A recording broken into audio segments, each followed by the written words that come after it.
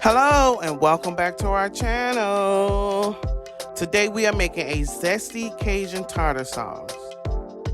For our ingredients we have mayonnaise, red onion, red wine, dill pickle.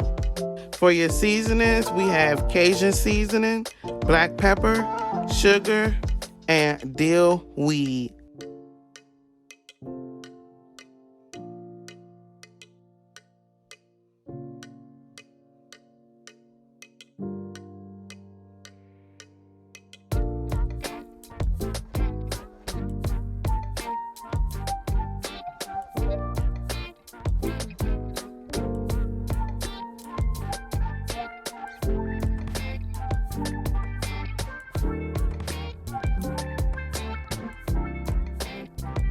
You want to combine all ingredients into a bowl and mix well.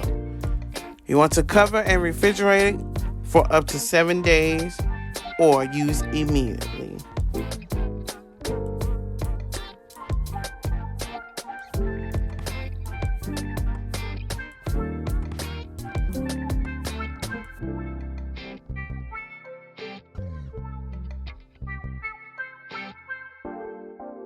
I want to thank you for watching Baby We Eat.